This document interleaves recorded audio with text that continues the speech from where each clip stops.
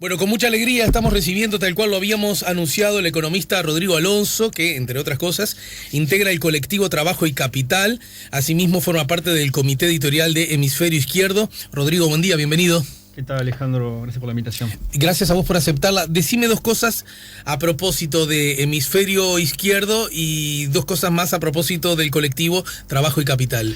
Bueno, Hemisferio Izquierdo es un portal web que está abocado a fomentar debate político desde la óptica de izquierda y debate político en el plano de lo que llamamos lo estratégico. Ajá. El problema del poder, el problema del desarrollo, el problema de los grandes nudos que tiene el Uruguay, que tiene la región. Bueno, discutir eso es una perspectiva transformadora de izquierda. No solo desde una mirada económica, es decir, vos como economista haces tu aporte y otros desde otros lugares hacen el suyo. Exactamente, sí, Ajá. es interdisciplinario. Nosotros nos proponemos fomentar un diálogo entre disciplinas, pero también fomentar un diálogo entre la academia, el movimiento social, la política, las generaciones también, darle que las generaciones se encuentren ahí y dialoguen. ¿Y Trabajo y Capital, es decir, el colectivo Trabajo y Capital? Bueno, eso es un espacio que tenemos con un conjunto de profesionales que trabajamos en la órbita de la economía política. Ahí hay gente de la universidad, gente de organismos estatales, y básicamente confluimos ahí con una preocupación que es pensar el Uruguay, pensar la economía uruguaya, pensar el capitalismo uruguayo, desde la perspectiva de la economía política, que es como una perspectiva diferente a la economía convencional o la economía neoclásica. Eso es lo que nos nuclea. Ahí hacemos investigación, colaboramos mutuamente en nuestras investigaciones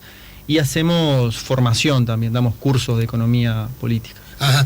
Ahí sí, digamos, el número de colegas economistas aumenta, aunque presumo que no todos son economistas. No todos.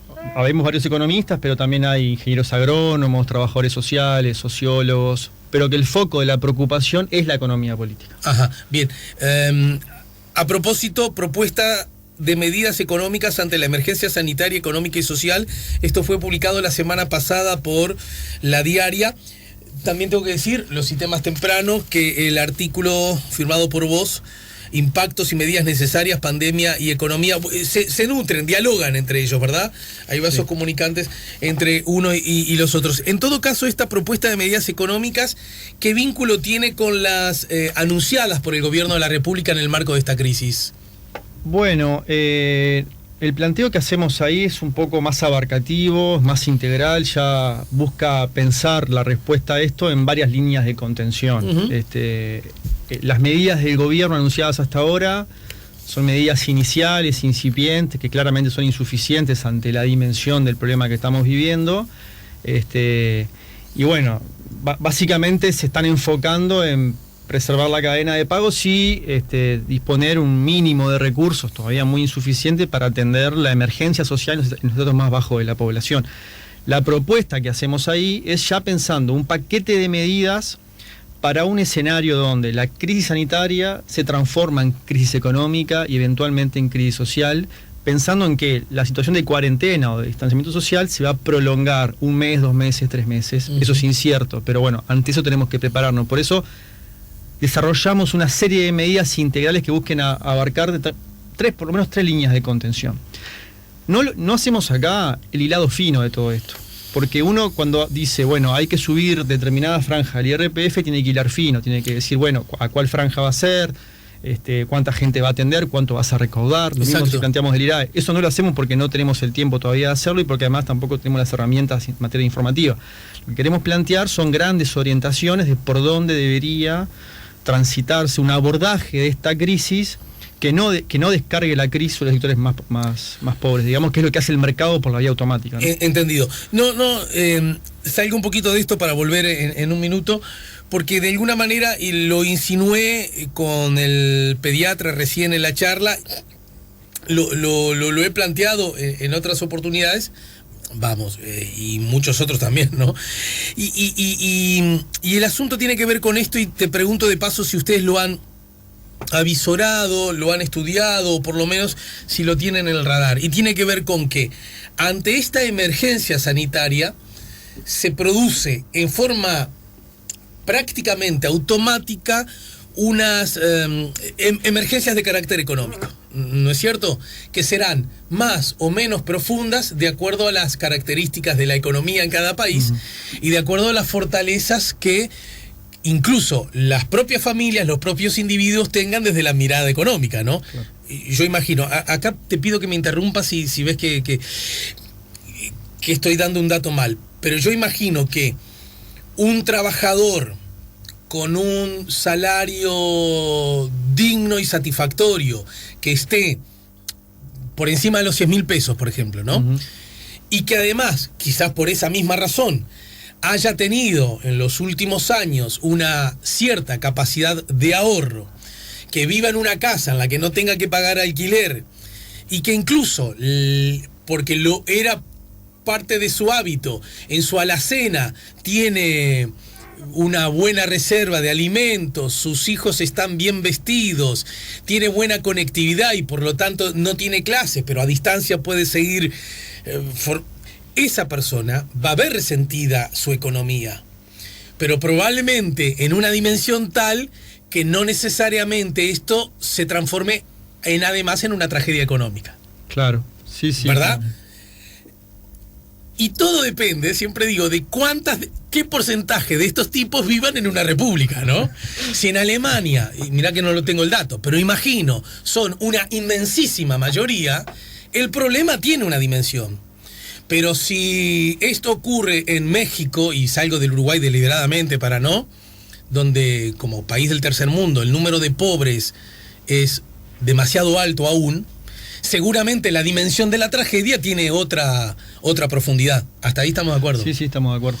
Bien, el asunto es, para evitar la tragedia sanitaria o la mala noticia sanitaria, los nuestros países más débiles, porque son más desiguales, sí,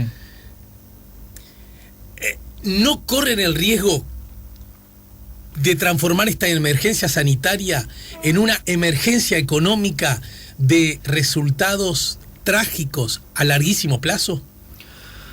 Bueno, si el Estado manda a la cuarentena parcial, esta que está planteándose, ¿no? Distanciamiento social, y no tiene un plan de contingencia, va a pasar eso. Pero lo que tenemos que tener claro es que hay manera de proteger el sistema de salud, por no proteger la vida de la población, y al mismo tiempo generar una modalidad de cuarentena o distanciamiento social ordenado, que no se transforme eso en un problema de emergencia económica, de emergencia social e incluso de emergencia política. O sea, que la crisis escale de lo sanitario, lo económico, lo social e incluso lo político, ¿no? Ya estamos viendo que la gente tiene que estar yendo a la Plaza Independencia con barbijos a reclamar partidas de ingresos porque se ha quedado sin ningún tipo de ingresos, ¿no? O sea que yo creo que no podemos entrar en esa dicotomía, es o la salud o la economía. Acá puede ser la salud como prioridad y mediante un plan de contingencia social, que las medidas que planteamos van en ese sentido, preservar la economía en modo hibernación, o sea, garantizando lo básico, alimentos, servicios esenciales, conectividad y salud. Pero eso requiere planificación, requiere una actitud del gobierno proactiva, que tome las riendas de la gestión de esto, porque el metabolismo del mercado no va a poder resolver esto, va a generar más caos y va a promover esa vez quien pueda. Hay una cosa que ha pasado, han ocurrido muchos acontecimientos internacionales, pero solo tomo dos actitudes de dos gobiernos que acá han sido aludidos. Uno, el de Francia, ¿no? Francia, que tiene una rica tradición en cuanto a un Estado que ha participado muy fuertemente del vínculo entre sus ciudadanos, ¿no es cierto? No obstante, Francia no está gobernada por lo que podríamos llamar una opción de centroizquierda. Pero el mandato histórico, digamos, la memoria emotiva, dijera el maestro del teatro Stanislavski, así que, no, flaco, es el Estado, me imagino. Sí. Y tomó decisiones, ¿no es cierto? Decisiones que tienen que ver con, bueno, no pago de alquileres, muchas más. Cuando se escuchan esas se dice, bueno, ¿qué querés? Francia. Bueno, yo he escuchado cosas como, bueno, esto es fruto de la política de austeridad económica de Macron frente a los chalecos amarillos, que no se dio, que le permite que ahora pueda hacer esto, ¿no? He escuchado también esa lógica.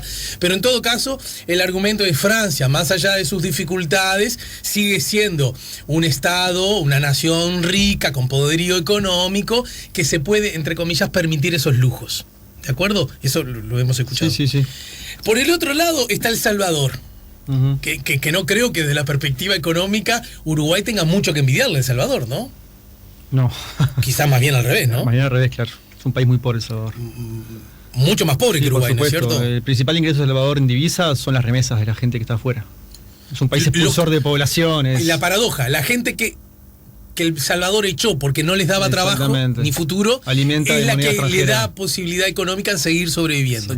Y en ese contexto El Salvador dice, se acabó, no se paga 3 meses alquiler, no se, y es más, al cuarto mes, no es que tenés que pagar los 3 meses juntos, al cuarto mes pagás como si nada y los 3 meses se dividen en 20 meses para que sin interés, y así la energía eléctrica, y así el agua, y así en fin, bla, bla, bla, ¿no? Y ahí entonces el argumento, ¿qué querés? Francia es rico, puede hacerlo. El Salvador no es rico, es más pobre que Uruguay, y sin embargo lo hace. Surge el otro, el populismo de izquierda, la demagogia más vil, ¿no? O definitivamente de eso ni siquiera hablamos, porque tampoco ha pasado eso, ¿no? Que no está mucho en la agenda. No está en la agenda. Curiosamente no está en la agenda todavía Uruguay. Bien, entonces yo te pregunto, para que me ayudes, para que nos ayudes a entender, si Uruguay acaso no está en condiciones de hacer, no digo imitar porque las realidades son bien peculiares, líneas de acción que vayan en esa dirección. Y si Uruguay podría hacerlo, y si eso se puede hacer, ¿quién termina pagándolo y cuándo? Luego de la pausa. Estamos poniendo la mañana en camino. Está el economista Rodrigo Alonso. Ustedes también están y pueden hacer preguntas. 099-894-987, WhatsApp o SMS. También nuestra página Facebook, La Mañana en Camino. 099-894-987. A Rodrigo Alonso, el economista, nos ayuda a poner La Mañana en Camino. Rodrigo, entonces, ¿cómo es la cosa? ¿Uruguay puede tomar medidas al estilo Francia a pesar de no ser tan rico? ¿Puede tomar medidas al estilo El Salvador, a pesar de ser notoriamente más rico que El Observador? Y si toma esas medidas, después, ¿quién las paga? ¿Cómo las paga? ¿No será peor el enmiendo que el soneto? Bueno, Argentina, el otro día, un país parecido al nuestro, solamente más grande, somos una escala Argentina nosotros, tomó medidas en el sentido de transferencias monetarias directas, aproximadamente unos $200 para cada persona que se ha quedado sin ingresos. O sea, ya hay un precedente de un país similar a nuestro que está tomando medidas inmediatas para atender a la población que ha visto pulverizado todo tipo de ingresos, ¿no? Que yo creo que hoy es la principal prioridad que tiene que atender la política uruguaya hoy. 8.000 pesos para... No, son 10.000 pesos argentinos, que son aproximadamente $200, creo, una cosa así. Por eso, 4 por 2, 8, a 40 más o menos. Un poquito más de 8.000 pesos nuestros. Sí. 8.500, un poquito más. 9.000. Sí, claro, $200, claro. Bien, lo cierto es que eso Uruguay podría hacerlo, de hecho ya no lo hace. Uruguay lo hace parcialmente en montos muy insuficientes, ¿no? Lo que hizo el gobierno fue duplicar la tarjeta Uruguay Social, ¿no? O sea, que está creo que en 3.500 pesos, la pasó a 3.500 pesos más, o sea, 7.000 pesos, y eso abarca nada más que 87.000 personas. Esa fue la única medida que tomó el gobierno de mejorar transferencias directas. Claramente eso es insuficiente. Las otras medidas que planteó el gobierno son para la franja posterior, de gente en condición de vulnerabilidad, que son más o menos 130.000 personas según el gobierno. Lo que plantea es nada más que colocar una canasta de alimentos. Yo creo que este tipo de medidas deberíamos enfocarnos en esta. No ahora en entrevista, sino como sociedad hoy. Creo que el empuje social tiene que ser para que el gobierno adopte este tipo de medidas de transferencias monetarias directas. Más que cómo hacerlas y cómo financiarlas, lo urgente es hacerlas. Luego, hay diferentes formas de financiar esto, pero eso no es lo importante. Lo importante es la inmediatez, es poder inyectar liquidez en ese sector que hoy está en modo desesperación, en modo sobrevivencia. Quiero que lo entienda mi tío abuelo. Uruguay, hoy día, si tiene que hacerlo, ¿tiene dinero para hacerlo? Tiene dinero para hacerlo, puede combinar muchos instrumentos, tiene deuda externa que ya está contrayendo con organismos internacionales, tiene para usar reservas internacionales, que es una especie de reserva moneda extranjera que tiene el Estado, que no es del Estado, es del conjunto de la población. Los dólares que están acumulados bajo la forma de reservas internacionales en realidad son el fruto del esfuerzo colectivo de la sociedad uruguaya que el Estado atesora para regular el tipo de cambio y para usar en casos de emergencia, tal como es esto. O sea que vos podés usar reservas, podés usar deuda externa, podés incluso emitir moneda. Acá yo creo que no hay que descartar la emisión monetaria. Yo les leí a ustedes. Por más que eso pueda generar algún Mira, te escucho un poco y se me eriza la piel, mira un poquito. Por la inflación, no. Claro, porque toda la vida me han dicho eso. Sí, pero no estoy hablando de financiar todo el programa de asistencia financiera a sectores que se han quedado sin ingresos con emisión, pero una parte podés hacerlo. Porque yo prefiero generar poder adquisitivo en una gente que se ha quedado en cero. Y esto no es menor. Hay que atender esta situación porque es insólito que estemos en una modalidad de cobertura sanitaria, la gente quedándose en su casa, el Estado generando propaganda, la gente concientizándose a sí misma para que resguarde la salud de sus compatriotas y se quede en su casa, y por otro lado tenemos gente yendo a ollas populares para comer. ¿Cómo puede ser que el Estado no esté omiso a esa situación? Es gente que tiene que desplazarse a algo que puede ser un posible foco infeccioso, como es una aglomeración en torno a una olla, para poder comer.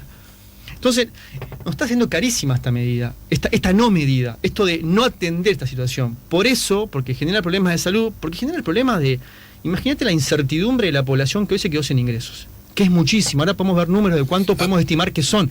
Es muchísima.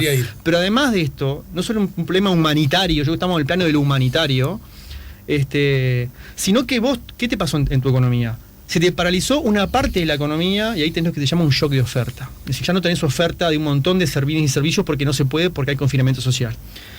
Pero a su vez, eso genera problemas de demanda. Es decir, por ejemplo, el transporte bajó a la mitad, 50% está operativo el transporte, porque claro, no hay gente moviéndose, no hay sistema educativo, etcétera.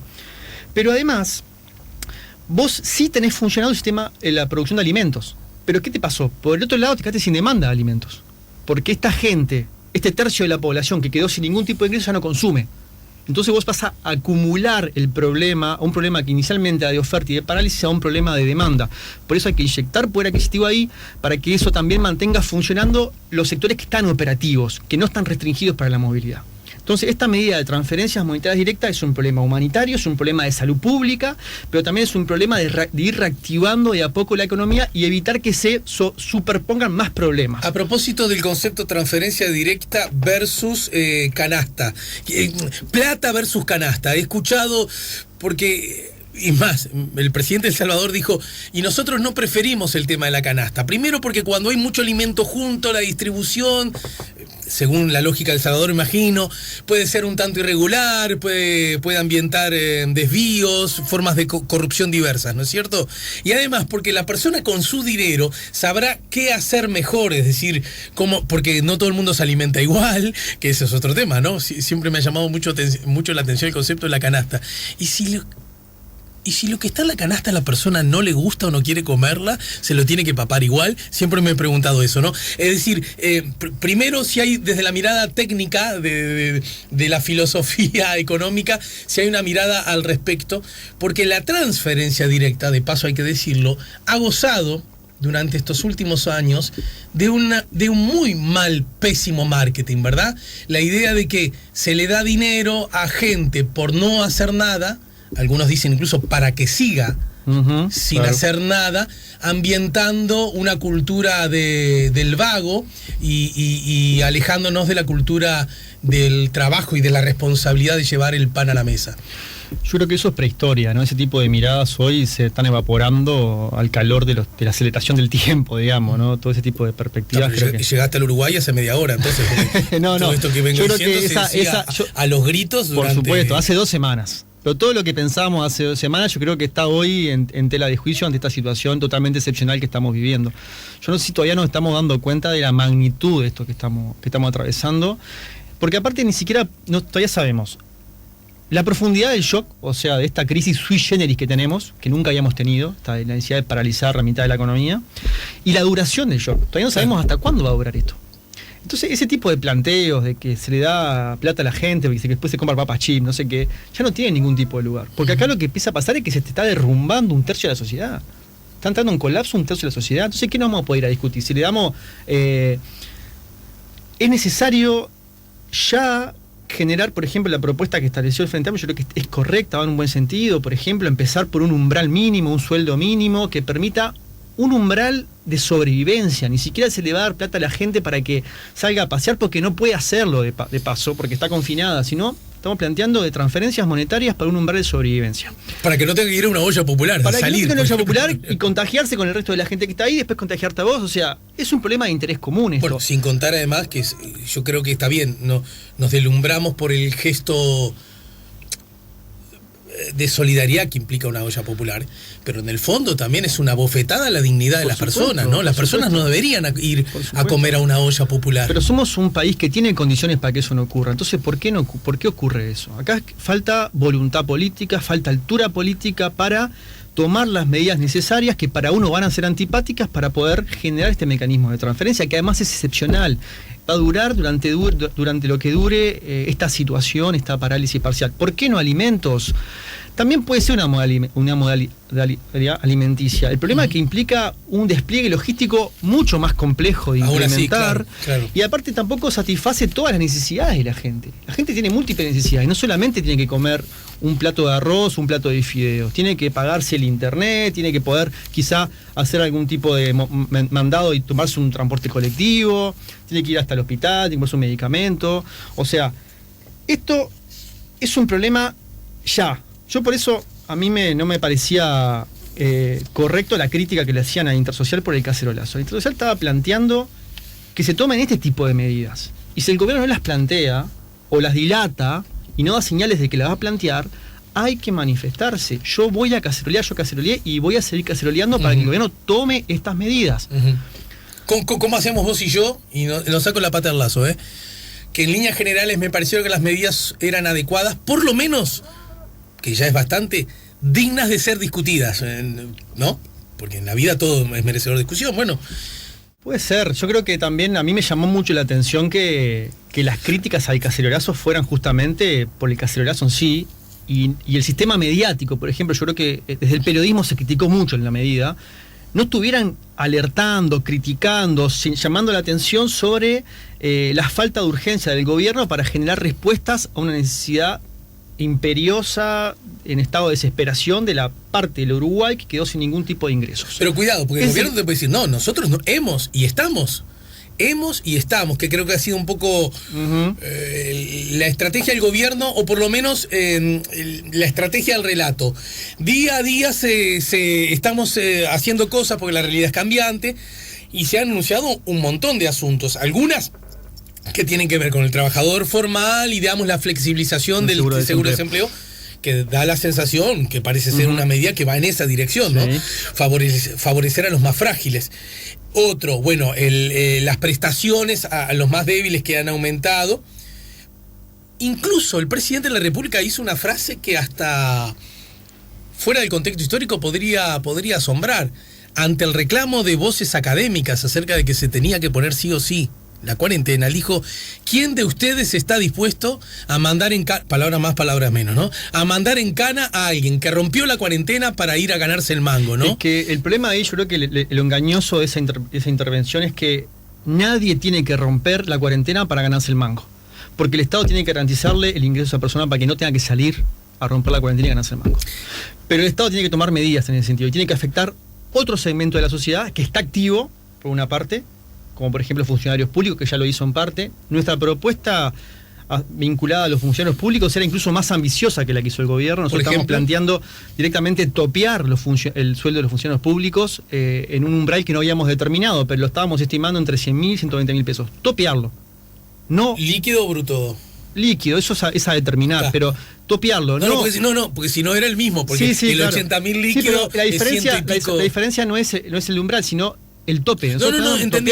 No cerrar el 20% o el 15%. O sea, yo gano 240.000, 120.000 van para esto. Exactamente. A partir de estos 2 meses vos vas a ganar 100.000 pesos, no vas a ganar más 350.000 como gana el presidente, por ejemplo.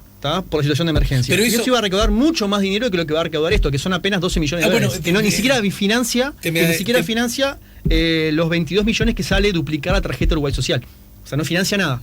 Esta medida anunciada por el gobierno, que me da la sensación, recoge como ciertas, desde grandes entusiasmos a tibias críticas. Creo que es una medida que no está siendo mal recibida por la ciudadanía, ¿no? En todo caso, lo que sí he escuchado es, bueno, falta una parte B que tiene que ver con los privados, a los que quiero llegar. Pero hay un asunto que quedó pendiente de la charla anterior, y es, incluso le insinuó el presidente, con cierta idea de hacer una especie de ajuste político, ¿no? Una especie de cobrar una cuenta. Che, ¿cómo? Resulta que estábamos tan bien, que nunca tanto como nunca tan alta en la historia del Uruguay hubo trabajadores en la formalidad, y resulta que estamos un par de días mal y todo el mundo es informal.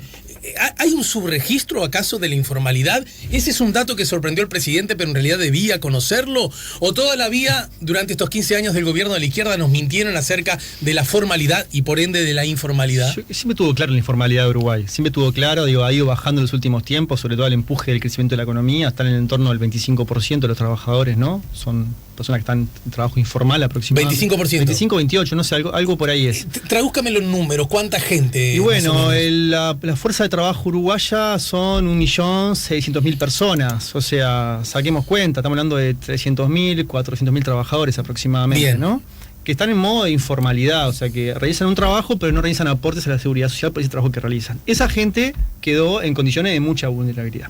Después tenés otra... Lo que no significa que habitualmente, quiero entenderlo, que esas personas, esos 350.000, necesariamente vivan habitualmente muy justos, o quiero decir, ¿podés estar en la informalidad y tener cierto desahogo? Sí. Por lo general, no. Por lo general hay gente que vive con umbrales de ingreso muy bajos. Y casi diarios, ¿no? La lógica. Casi diarios, ojo, porque también algunos son asalariados. No son necesariamente cuentapropistas, que es otro grupo. Algunos son cuentapropistas y son asalariados. O sea, hay gente que trabaja para un taller de costura en un sótano y bueno. Y justo en ese taller, por ejemplo, no hay sindicato. Porque el sindicato, como digamos, no hay aportes. Los sindicatos en general, no. Los sindicatos han sido aliados de la formalidad. Sí, por supuesto, siempre. No solo alguien dice, bueno, más allá de su, digamos, interés de clase o el mandato histórico, ideológico, filosófico, hasta porque necesitan de la cotización del trabajador para que el sindicato tenga sus ingresos, ¿no? Y esa cotización se da si el trabajador está formal. Claro, y para asegurarle también una pensión en la vejez, ¿no? Básicamente.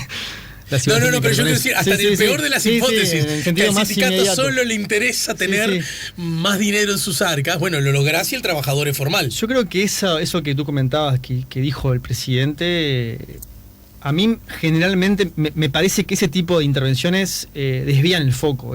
Lo viví como una pequeña facturilla electoral a la oposición actual. Pero estos 350.000... En otro momento del Uruguay, ¿eran más en proporción? Eran más, claro. La informalidad desde el post-crisis 2002 ha venido bajando, creo que bajó unos 5 o 6 puntos porcentuales. Que no solamente tiene que ver con la gestión del Frente Amplio. Yo no estoy acá para defender. Creo que es importante que en esta situación no entremos en una lógica que uno defiende los 15 años de gobierno y el otro viene a decir la herencia pesada que nos dejó. Ese debate ya pasó. Ese debate ya es prehistoria. Ahora hay que discutir los grandes problemas a los que nos enfrentamos en estas circunstancias inéditas que estamos viviendo.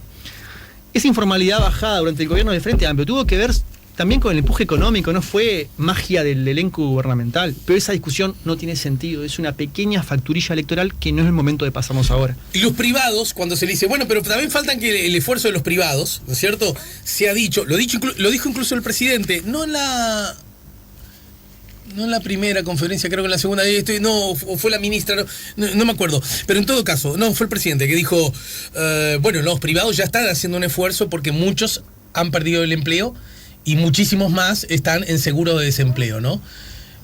Aludiendo a que el esfuerzo ya lo están haciendo esos privados. Sí. ¿Qué respondés a ese comentario? Yo creo que acá es importante dos cosas. Primero, por las características particulares de esta crisis que se paraliza un segmento entero de la economía, sobre todo vinculado a servicios, que es el que emplea más población además, hay que rebalancear la economía. ¿Qué quiere decir rebalancear la economía? Yo tengo que sacar ingresos de los sectores que están en actividad, que además no van a poder consumir, porque vos si ganás un ingreso de 50.000 pesos, por ejemplo, o un poco más, 60.000, lo que sea, 70.000, la canasta de consumo de tu salario tiene muchos elementos, ir al cine, ir a un restaurante, pasear, gastar la nafta, que no los podés hacer ahora. Claro. Ese ingreso te va a sobrar. Claro. Entonces vos tenés que tomar excedentes de los sectores que están en actividad y trasladarlo, y con eso financiar los sectores que han quedado paralizados y confinados en sus casas. ¿Qué mecanismos tenés ahí? Bueno, uno era impuestos a los públicos, como el que se tomó. Yo hubiera sido más drástico, hubiera puesto un tope directamente. Entendido. Otro es el Insistís en IRPF. decir que el tope hubiese sido más efectivo en la recaudación. Sí, por supuesto. Hubiera multiplicado mucho más la recaudación. Y de pronto hubiera afectado a personas de mayor salario. De mayor salario, claro, incluso podrías haberle elevado la franja de Eso. afectación. Que hay gente que no va a tener nada que hacer con ese salario, porque no lo puede gastar, ese salario se transforma en ahorro y en estas circunstancias de excepcionalidad... Espera, economista, que yo tengo muy estudiado no los temas, pero sí los relatos de los temas. Ya le respondo, ya mismo. No. Si a usted me afecta a mí mi ingreso de 300.000 pesos, yo, determinadas cosas que hago para tener mi calidad de vida, más allá de que es verdad, no voy a poder ir al cine, al teatro. Bueno, yo soy hombre del teatro y quiero decir, basta con poner ese ejemplo porque la gente va muy poco al teatro. Así que, en todo caso, ojalá, luego de todo esto, ingresemos a un nuevo paradigma de reivindicar la ida al teatro, ¿está? Pero, ¿qué voy a hacer entonces? Al que me limpia la piscina le voy a decir que total, como se viene el invierno, no me la venga a limpiar. A la señora que viene a limpiar a casa, ya quizás la mando al seguro de paro, o en lugar de decirle que venga todos los días, que venga solo 2 veces por semana, y así sucesivamente, al que me corta el pato. Yo prefiero. Entonces, no, el discurso, Sí, el discurso dice, sigo. no, usted de ese modo, si me acorta a mí los ingresos, está afectando a los más débiles, a los más pobres. Sí. Deje que yo siga teniendo grandes salarios para que otros pobres puedan, porque usted, con tal de hacerme la vida imposible a mí, va a joder a los más pobres y a mí no me... las balas no me rozan. El viejo discurso del privilegio, ¿no? O sea, ayudándome a mí, ayudamos a los pobres, ¿no? El viejo discurso de lo que están en la punta de la pirámide social. Yo prefiero que esa mujer que trabaja limpiándole la casa a este señor se quede en su casa cuidando de su salud y la salud de su familia y reciba un ingreso del Estado y sacarle el ingreso que está recibiendo el señor que está cobrando 300.000 pesos por mes, por ejemplo. Yo creo que eso es mucho más efectivo desde el punto de vista de la justicia social, desde el punto de vista también del riesgo sanitario y la situación que estamos viviendo. Entonces, hay que hacer ese primer movimiento distributivo que es rebalancear la economía.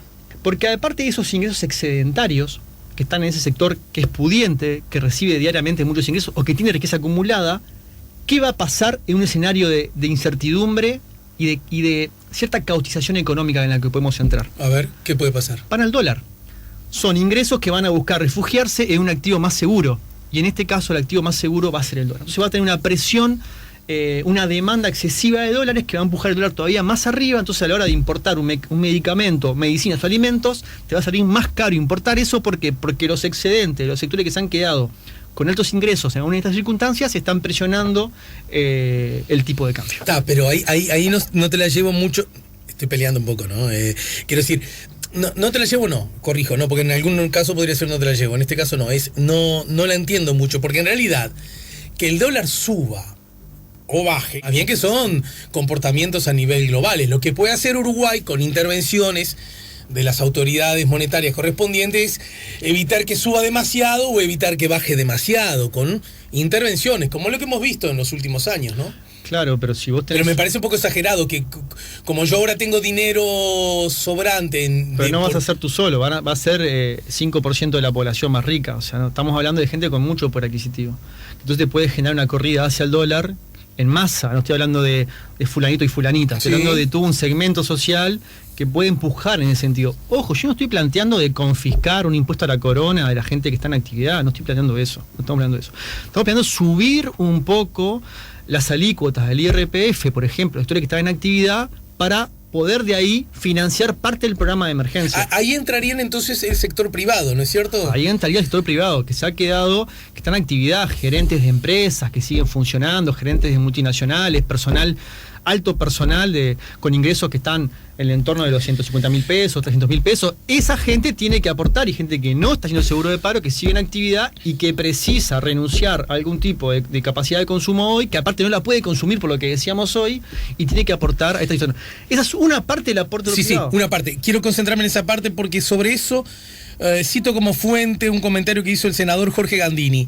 Son los inventores del impuesto a la renta, que del capital recauda poco más de 100 millones de dólares, de los trabajadores recauda casi 2.000 millones de dólares. En 15 años no le pusieron impuesto al capital. Ahora exigen que se le ponga en 27 días. Esto lo dijo Jorge Gandini, un tuit Es una frase textual que mereció un tuit de Daniel Radío, el ex diputado del Partido Independiente, y que cuenta con un me gusta, entre otros, de Gerardo Sotelo, ¿verdad? También del Partido Independiente. Yo creo que eso es otra muestra de que hay un segmento de la clase política que sigue en las pequeñas zancadillas electorales.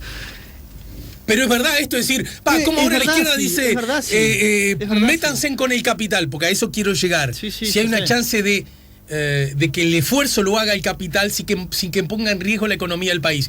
Pero resulta que se le dice, pero durante 15 años el gobierno de la izquierda se metió con el salario, en algunos casos alto, pero salario al fin de asalariados, por ende, de trabajadores, y no se metió con el capital. Ese es un debate para procesar sobre la autocrítica que tiene que hacerse el Frente Amplio, la izquierda uruguaya, sobre lo que hizo o no hizo. Ahora, me huele que es un reproche que tú también le harías al gobierno de la izquierda. Sí, quizás. Pero creo que no es el momento para hacerlo. Yo creo que el momento para hacerlo el momento ahora es discutir cómo enfrentamos esta emergencia. Ese discurso no tiene ningún sentido, porque ¿cómo le vas a reprochar a alguien que hizo algo en una situación normal y lo plantea en una situación de emergencia? Es evidente que en una situación de emergencia la agenda cambia totalmente, todo se trastoca, y algo que antes no era posible, ahora es posible y es necesario. No, y además hay otro argumento. Si a vos te parece que lo que aquel hizo durante 15 años estuvo mal, esta es una buena chance de que tú lo hagas bien. Por ejemplo. A menos que en realidad lo que estás diciendo, sin decirlo, es que aquello que ellos hicieron de no meterse con el capital, es algo que tú históricamente defendiste y que ahora tú, menos que nadie, lo harías, ¿no? Yo lo que le pediría a los políticos que salgan de esa micropolítica superficial, porque la verdad que así no nos vamos a pique. Breve pausa, ahora la hacemos ya, pero después respondeme. Cuando hablas del dólar, porque les leí a ustedes algo así que haya como una especie de doble cotización del dólar que pudiera incidir, porque se ha argumentado por derecha y por izquierda en este tiempo, algo así como que el dólar tiene que fluir, de alguna manera estamos obligados, Uruguay más que muchísimos otros, a estar, digamos, sometidos a lo que pasa a nivel global. Que dicho sea de paso, es curioso cómo el argumento de que como ahora el dólar sube en el mundo, acá en Uruguay tiene que subir, igual hay que decir que la región subió bastante menos que en Uruguay, porque hubo intervenciones de las de las autoridades monetarias, ¿no? Que aquí en el Uruguay no las hubo. Me refiero antes de la crisis sanitaria. Y ese mismo argumento se le reprochaba al anterior gobierno cuando bajaba en el mundo, que acá se le decía que por qué bajaba acá. Bueno, ¿cómo es? Si pasa en el mundo sirve, y si pasa en el mundo sirve. Bueno, eso parece que es una cosa curiosa del relato humano. Pero en todo caso, también quiero hablar de eso, porque a mí esto de que en Uruguay le pase como en Argentina, que íbamos a ir a los arbolitos, yo lo sigo haciendo, aún ahora, ¿no? Comprando un dólar a distinto precio que el dólar de pizarra, a mí eso me parece cierta irregularidad y no me gusta para nada, si es que podría darse en Uruguay. Y otro asunto que ustedes hablan es de la moratoria en el pago de tarifas públicas para los sectores directamente afectados. ¿Y cómo ves, cómo deducís cuáles son los realmente afectados para que no se cuelen unos que sí podrían pagarla? Asimismo, moratoria de alquileres. Y yo que vivo porque tengo 2 apartamentos en la Ciudad Vieja, y entre los dos, uno que sale 19.000 y otro que lo alquila 28.000, a un ingreso decente, pero no me coloca entre los millonarios, ¿cómo hago? Y por otro lado también hablan establecer retenciones a las exportaciones con ganancias. ¡Uy! El impuesto del agro, que casi voltea a Cristina en Argentina. ¿Se viene Venezuela, Uruguay, según ustedes? Ya venimos. Estamos poniendo la mañana en camino, estamos en el 98.7, estamos conversando con el economista Rodrigo Alonso. Bueno, y quedó entonces, ¿cómo es la cosa? ¿Hablás de que haya una doble cotización? ¿Cómo podría...? Cuando hablan del problema de la cotización de la moneda en el artículo que ustedes han publicado en La Diaria. No hablamos de doble cotización necesariamente. Lo que estamos planteando es que en este escenario que estamos atravesando, que no sabemos qué profundidad va a tener, que no sabemos la gravedad que va a tener, que además es un escenario particular porque es un escenario global. O sea, vos tenés a todo el mundo afectado por lo mismo en el mismo momento. Entonces ahí se te complica, por ejemplo, para acceder a préstamos de organismos internacionales, porque va a estar saturado la demanda de organismos. A Uruguay ya se le complicó, por ejemplo, el acceso al mercado internacional de crédito privado, porque ya le subió el riesgo país. O sea, se nos complica mucho más para acceder a crédito. Era algo que hace 2 semanas no estaba planteado y hoy está planteado. Entonces, en ese escenario, que además va a haber problemas del comercio exterior, porque está todo el mundo afectado, las divisas, la moneda extranjera, los dólares, son un recurso estratégico. Porque no sabemos qué capacidad vamos a tener de generarlo y además lo precisamos para sostener lo que es estratégico funcionando, para importar elementos de medicina, para importar elementos alimenticios. Es un problema de soberanía. Ante eso lo que planteamos es, cuidado, se van a generar desequilibrios. En el marco de los desequilibrios, la divisa, la moneda extranjera, lo primero que se vuelve es reserva de valor para los que tienen excedentes en pesos y los quieren proteger de la inflación. Entonces, el gobierno tiene que decidir si las divisas van a ser, los dólares van a ser la fuente de reserva para proteger los activos del sector privado y el ahorro del sector privado, o van a ser un instrumento, un recurso de interés nacional para seguir sosteniendo lo fundamental, aquello que nos permite sobrevivir, aquello que nos permite seguir sanos. No se corre el riesgo, creo que ustedes con honestidad, me parece, lo dicen en el propio documento, no se corre el riesgo que haya una especie de dólar paralelo. Por dólar supuesto que sí, como pero, le pasa a Argentina. Pero eso no es algo agradable, no es algo agradable, pero sería menos costoso de que nos quedemos sin dólares para las cosas que tenemos que importar, por ejemplo. Bien. Otro elemento también, acá hay que evitar, por ejemplo, que se incremente la fuga de dólares e incluso tener algún tipo de política que incentive la repatriación de dólares. Uruguay tiene aproximadamente 28.000 millones de dólares en el extranjero, propiedad de uruguayos, es decir, fue trabajo uruguayo que generó esos dólares por exportaciones o por lo que sea, que luego una parte de la población lo transnacionalizó. Lo puso en bancos en Panamá, lo puso en tierras en Paraguay. Bueno, una parte de esos dólares está líquida. Nosotros deberíamos... O sea, están los fajos de dinero, digamos. No, está en cuentas bancarias, fundamentalmente. No podemos traer tierras de Paraguay. Eso te iba a decir, claro, si son tierras no podés. Exactamente, pero sí la parte que está líquida habría que incentivar de alguna manera a repatriarla. Esos dólares son fundamentales para que Uruguay siga funcionando como debe funcionar. Entonces, ¿y eso se puede hacer nos parece sin violar que es mucho más importante. Individuales, digamos? Se pueden pensar políticas de incentivos. O, por ejemplo, se pueden pensar políticas donde si vos no repatrias lo que tenés que repatriar, bueno, ahí quizá hay una carga impositiva mayor para tu riqueza acumulada en Uruguay. Hay que buscar medidas excepcionales para momentos excepcionales. Desnuda ignorancia. Sí. ¿Y se sabe quiénes son los dueños de esos 28.000 millones de dólares? A ciencia cierta no se sabe, pero uno podría pues yo imagino generar que esa condiciones para saber en qué segmento social está concentrado la gente que ha tenido la capacidad de transnacionalizar un recurso que es nacional, como son las divisas. Nosotros pensamos las divisas de una perspectiva integral, son un recurso de la nación. Para nosotros, o sea, para esta perspectiva de la economía. No son un derecho de acopiar riqueza acumulada, como si es para otra parte de la economía. En este momento excepcional hay que priorizar ese segundo sentido de las divisas. Recurso nacional para garantizar el flujo de importaciones, para garantizar, yo qué sé, no sé, la necesidad, todo lo que implique poder de compra internacional. Ni que hablar que el turismo no es una prioridad ahora, ni que hablar que permitir fugar capital no es una prioridad ahora. Esto que tú decís, ni siquiera con el gobierno del Frente Amplio ocurriría. Ni siquiera, pero lo que pasa es que todo mucho eso más con un gobierno de prehistoria. centro derecha, más liberal, con legítimo derecho, no estoy adjetivando, ¿no? Me parece que son medidas que está bien, vos porque tenés ciertas ideas, ciertas opiniones, las tirás, esas no las veo. Yo preferiría hablar de las cosas que de pronto están un poquito más cercanas en la posibilidad. No las vemos hoy porque todavía la crisis no ha escalado. Cuando la crisis empieza a escalar, yo no sé si no la vamos a empezar a ver. Pero hablaste de las retenciones a los exportadores. Bueno, por ejemplo, eso es otro elemento que me parece importante plantear. Nosotros ¿quiénes planteamos exportan en Uruguay? rebalancear la economía por sectores. ¿No es el campo los que exportan? Sí, fundamentalmente es agroexportación, digamos, soja, carne. Pero el campo y lo que ha celulosa. hecho en los últimos 2 años, jugando un rol importantísimo en la acumulación de discurso antigobierno, con todo derecho, es justamente decir que nunca han estado peor que ahora, y vos todavía le querés cobrar impuestos. Bueno, como te decía, rebalancear la economía entre sectores y rebalancear la economía de arriba a abajo. O sea, sacar recursos de arriba para poner recursos abajo. Ese es el segundo movimiento que queremos hacer. Y acá entran, por ejemplo, el problema de los impuestos a las exportaciones. En los últimos meses, la moneda uruguaya se ha devaluado un 20%.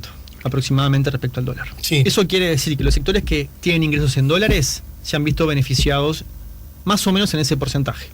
Es cierto que también tienen costos en dólares, pero su riqueza se ha incrementado cerca de un 20%. Sí, por algo era el viejo reclamo, ¿no? Ese es el viejo reclamo de toda la vida, de la puja por el tipo de cambio del sector exportador y el sector mercado internista o industrial, que es la vieja oposición entre el vallismo y el herrerismo en alguna medida, ¿no? No es casualidad que estemos reviviendo hoy, después de 30 años, tengamos de vuelta un gobierno herrerista que es un gobierno que básicamente es antiballista. Viene como a desandar el vallismo. No, pero los ballistas están dentro de ese, el Partido Colorado está dentro de ese gobierno. Bueno, yo no sé si le queda algo de vallismo al Partido Colorado, honestamente. ¿Te referís? Incluso me refiero al vallismo en un sentido más sociológico, me refiero a esa alianza social que se gesta entre los trabajadores urbanos, entre la universidad, entre algún empresariado nacional. Es interesante como de aquí a la próxima semana, cada vez que se habla de la Semana Turismo, se la menciona como Semana Santa, ¿no? Es una puja simbólica ahí con el... No, y he escuchado voces del gobierno de la coalición diciendo, epa, no nos olvidemos que se llama...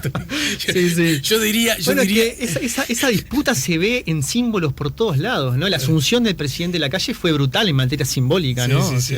No, después estamos algunos, valga que aún siendo agnósticos, no tenemos ningún problema la Semana Santa, llamarla Semana Santa o Semana de Turismo, sentir como la Navidad no, pero bueno, es verdad que simbólicamente hay determinados hechos que han ocurrido. Pero en ese sentido, ¿cómo es esto entonces de las exportaciones? Eso, de establecer retenciones a las exportaciones con ganancias extraordinarias. Bueno, eso, hay que estudiar, ya que se abrió la colecta para ver quién pone en estas circunstancias tan graves, bueno, sigamos con la colecta y ver quién más puede poner. Ya los públicos pusieron 12 millones de dólares. Eso es totalmente insuficiente. Totalmente insuficiente. Estamos hablando de que financia nada más que la mitad de la duplicación de la tarjeta Uruguay Social. Bueno, ¿quién más puede poner? Bueno, los sectores sedentarios. ¿Cuánto se necesita, digamos, para el baile? Todavía es difícil de estimar. El gobierno ya estimó un plan general de 400 millones de dólares, de los cuales 300 millones van solamente con el seguro de desempleo. O sea, son los costos que incurren en el seguro de desempleo. Yo creo que todavía hay que ir sobre la marcha estimando la magnitud de esto porque no sabemos la duración. Entonces no sabemos el total del plan Marshall que precisamos. El impuesto a los públicos llega a 12 millones de dólares. Muy poquita plata, ¿no? No es nada. Para que tengamos una idea, eso, 12 millones de dólares que recaudan los públicos, es el 4% de la ganancia anual de los bancos privados en Uruguay. Los bancos privados extranjeros en Uruguay. El 4%. Vas a recaudar el 4% por rebajas de salarios públicos de lo que gana en conjunto de bancos privados extranjeros en Uruguay durante un año. Pero yo, ¿puedo sacarles un 4% a los bancos? ¿Puedo hacerlo? Tenés que tener los instrumentos legales para hacerlo, claro que sí, leyes de urgencia, lo que sea. Eso es una verdadera ley de urgencia. Bueno, hay que incrementar otra vez cotización. Me hablaste de bancos y como todavía vive en mí, vos sos muy joven. Sí, el 2002. Vive en mí en el 2002. Claro. Y me hablas de bancos... Y a mí se me eriza. Pero el 2002 es un claro ejemplo como una crisis se desarrolla sin ningún tipo de medidas paliativas, que termina resolviéndose con corralito y con 20% de pérdida de salario real. La solución de la crisis de 2002 fue la pérdida brutal de salario real. Esa fue la solución entre comillas. Obviamente el empobrecimiento masivo de la población. Bueno, nosotros tenemos que evitar eso. Para evitar eso tenemos que rebalancear. Entre sectores, arriba, abajo. El impuesto a las exportaciones tiene que ver con eso, con rebalancear eso. Si nosotros ponemos un impuesto nada más que el 20% de lo exportado, o sea, lo mismo que subió el dólar, estamos hablando de que podemos recaudar 300 millones de dólares. Lo exportado por sectores con bajo valor agregado son más o menos 4.500 millones de dólares al año. Ya estamos sobre el final, pero déjame ser un exportador de los que venía con todo derecho reclamando un dólar más potente para que me rinda más lo que yo vendo, porque convergamos que ciertos precios internacionales han caído y ciertos mercados se han fragilizado, a diferencia del famoso viento de cola que recibió el gobierno de la izquierda, que hizo que los commodities subieran todos los precios, y aunque el dólar estuviera barato, al subir los precios y yo vender hasta la última plumita de lo que hacía, igual me iba bien. Estoy bien en el razonamiento, más o menos. Sí. Bueno, apenas uno de esos elementos empieza a caer, ya sea no vendo tanto y a peor precio, con un dólar no tan alto, bueno, tengo dificultades. Yo ese discurso de los productores rurales yo lo entiendo, ¿no? Más allá que hay que separar, porque el año pasado la ganadería tuvo su mejor año, ¿no? Entonces, ahí uno tiene que... Yo no sé si en un solo Uruguay estuvieron los ganaderos, ¿Dónde pero... pensás que son los 28.000 millones de dólares que están afuera? Son esos dólares que llegaron que se fueron. O sea, si estarán mal las cosas, que les dio el dinero incluso para exportar 28.000 millones de dólares. Está bien, dejo eso stand-by y vengo a la hora. Subió el dólar, subió 20%, incluso más que en la región, a pesar, es decir, el Banco Central intervino poquito y nada, intervino un poco, es igual, ¿no? Sí. Para que no suba tan abruptamente, lo que es una mala noticia, supongo que esto lo sabe todo el mundo, ¿no? En ese contexto, yo soy productor, Pero tampoco es que ya vendí todo en estos poquitos días que me subió el dólar. Es más, me llegó todo esto y ahora no estoy vendiendo nada. O sea que esa supuesta ganancia me la meto en el silo, porque no lo estoy vendiendo, tampoco la estoy pudiendo recaudar, ¿no? Dos cosas. El límite del impuesto al sector exportador está con la viabilidad del emprendimiento. Si el impuesto inviabiliza el emprendimiento, el impuesto no tiene sentido y no se va a cobrar. Va a generar una pérdida, una quiebra. Por tanto, en el diseño quirúrgico del impuesto hay que cuidar eso, por supuesto. Lo segundo, hay que discriminar. No todos los exportadores están en las mismas condiciones. Y también por tramos de propiedad, por ejemplo, por cantidad de hectáreas, por masa de exportación, etcétera. Lo clave acá, más allá de entrar en los aspectos más específicos, quirúrgicos de diseño, lo clave es que estamos en una situación excepcional, donde el sector privado no va a invertir en nada, todos sus activos los va a tratar de resguardar en el dólar o de alguna manera para evitar descapitalizarse. Por tanto, el Estado es el que tiene que generar el empuje para reactivar esto y para conducir recursos. Pero para conducir recursos tiene que tener recursos. Por tanto, es el momento en el que el Estado tiene que avanzar sobre el excedente del sector privado para utilizarlo en una propuesta integral de resolución nacional del problema. Pero para avanzar el Estado necesita plata. ¿De dónde tiene que buscar esa plata para poder ser la locomotora? Es lo que te decía, del excedente económico de los sectores más concentrados de la economía, como por ejemplo el exportador. Pero no solo. Y hablando del exportador, en Uruguay significa agroexportador en buenísima medida. Fundamentalmente, ¿no? Pero también habría que ver todo lo que es el grupo de las cadenas de grandes supermercados, el grupo Casino Disco, por ejemplo. Escuché por ahí. Está teniendo multiplicación de sus ventas. Bueno, ¿qué van a aportar? ¿Le vamos a abrir una cuenta solidaria en el Ebro para que llamen por teléfono y aporten plata? ¿O vamos a ir con una solidaridad un poco más planificada y decir, bueno, tú tenés que aportar tanto en función de tu ingreso? Bien, ¿verdad? Porque para unos es solidaridad obligatoria y para otros es una cuenta bancaria o una llamada telefónica tipo Teletón. Bien, perfecto. Digo perfecto que voy entendiendo todos los temas y perfecto que muchos más temas nos quedan por fuera y además algunos mensajes llegan. Alejandro, no es para que... bueno, este no es para que comente en público, justo empecé leyendo así. Buen día, mi madre... Buen día, Alejandro y equipo. La pregunta realizada a la ministra se refería al sector privado, empresas, comerciantes, agros, si se iba a grabarlo a ellos. Lo que dice el PCNT, grabar la renta. La ministra eludió la pregunta y contestó como si se hablara de los trabajadores privados. Por eso habló del seguro, no era la pregunta. Dice Julio, que es lo que estás señalando vos, que hay sectores que vos entendés que bien podrían hacer el esfuerzo porque además tienen con qué hacerlo. Por supuesto. Sin que necesariamente sea mala la medida de este impuesto a los trabajadores públicos, por lo que entiendo. No, claro, nosotros estamos de acuerdo, es insuficiente y además hubiera sido más osada si topeás los sueldos más altos. Sí, por supuesto. Bien, ¿qué poder tiene el capital en nuestras cabecitas? Porque imaginar sacarle un peso lo vemos como un pecado, lo dice Juan de Positos. Bueno, excelente invitado, lo dice Anaí. ¿Quién es el economista? Solo aplausos para él. Bueno, no lo dije, pero se ve que no es lo suficiente. Rodrigo Alonso. En todo caso, el artículo que el grupo de ustedes publicó en La Diaria, supongo que se puede consultar en La Diaria, ¿no? Y en todo caso están a tiempo también porque está bastante resumido en lo que escribiste en la brecha última del viernes pasado. Sí.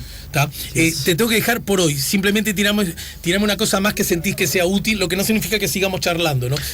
No, yo creo que esta crisis nos agarra sobre el Uruguay que teníamos. El Uruguay que teníamos es un Uruguay desigual, es un Uruguay con muchas carencias y además nos agarra con un elenco gubernamental cuyo tronco central es el herrerismo, como tú sabes, más allá de que haya llegado con mucho marketing político, es el viejo herrerismo el que está gobernando Uruguay, que es muy poco proclive a la intervención estatal y es muy permeable al lobby del empresario, de los terratenientes y de los sectores acomodados. Pero lo que decís es cierto. Y a su vez no es cierto en su totalidad, porque en realidad gobierna el Uruguay una coalición formada con, aunque les uniera, saquémonos de encima el espanto del Frente Amplio, que bueno, en fin, en todo caso, yo pienso en lo que por ahora se le conoce a Cabildo Abierto, da la sensación, por ejemplo, que su mirada política tiene que ver con se apoya en miradas regionales, históricas, ideológicas, que en algunos aspectos se distancian del liberalismo económico del herrerismo, ¿no? Tengo la impresión. ¿Cabildo Abierto? Sí, Cabildo Abierto. Bueno, acerca del rol que está jugando el Estado, que debería jugar, ¿no? Cabildo, yo por eso dije, el tronco central del gobierno es el herrerismo. Evidentemente hay alianzas.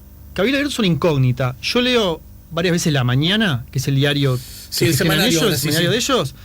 A mí me asustan mucho los planteos económicos de ese diario. Me parece que son en realidad del ultraliberalismo. Incluso he leído artículos donde se plantea que la gestión Pinochet de la economía chilena no fue tan mala. O sea, tiene una línea ahí también creo que muy poco consecuente con esta mirada latinoamericanista. Perfecto. No, lo que pasa es que ahí también se cruza otra cosa que uno puede advertir, siendo un simple observador. Yo no diría tanto el apego a la institucionalidad democrática, sino el sincero desapego al corte institucional que hubo en los años pasados en el continente, ¿no? ¿Se entiende? Yo no termino de ver miradas verdaderamente críticas acerca de que ese fue el peor momento de la historia en nuestra república y en otras similares. No hay como... una ambigüedad.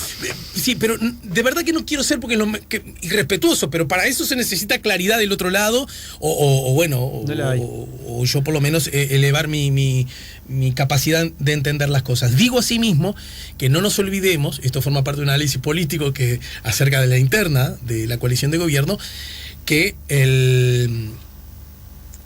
el senador Manini Ríos señaló que no era un acierto insistir con el aumento de las tarifas, ¿verdad?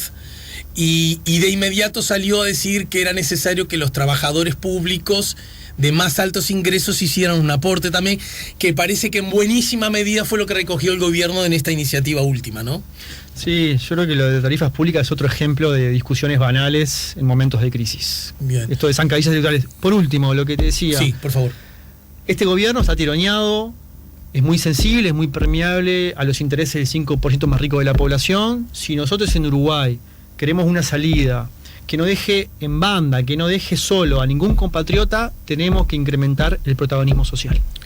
Si no, esta salida va a ser resguardando los intereses nada más que del 5% de la población. Y el interés social ese está, incluso lo vemos, en la historia lo demuestra, los gobiernos históricamente afines a desarrollar el Estado, en su discurso, pero en sus hechos, pero aún aquellos gobiernos con miradas más liberales, con estados más bien pequeños, reivindicando esa, aún en circunstancias de excepcionalidad histórica, apelan al rol que sí tiene que jugar el Estado, ¿no es cierto? Sí, sí. Quiero decir, para que el Estado salga a la cancha a jugar fuerte no se necesita ser de izquierda, eso es lo que quiero decir.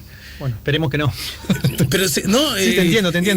Macron, ahora Trump. Pero incluso la última Alemania. Crisis, Estados Unidos, el Estado salvaguardando bancos. Siempre. Que podría decir, yo soy liberal, problema tuyo si el banco te va mal, ¿no? Siempre. Si armaste una burbuja inmobiliaria. Sin embargo, el Estado entiende que tiene que jugar un rol, ¿no? Esto es un aprendizaje también para aquella corriente de pensamiento social y económico que siempre aboga por el achicamiento del Estado, ¿no? ¿Qué hubiéramos hecho hoy en un escenario sin Mides, sin sistema integrado de salud, sin empresas públicas, sin bancos públicos?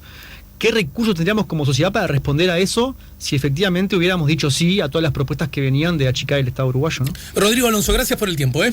La seguimos más temprano que tarde. Si buscas un portón automático para tu casa o para la oficina, asegúrate que sea fuerte, que sea seguro, que sea práctico, que sea un SEA. Porque solo un portón SEA te asegura el mayor respaldo técnico, un service propio en todo el país y la garantía de todos sus productos. Ingresa en seaportones.uy o llama al 2601-2611. Si vas a elegir un portón, que sea un SEA.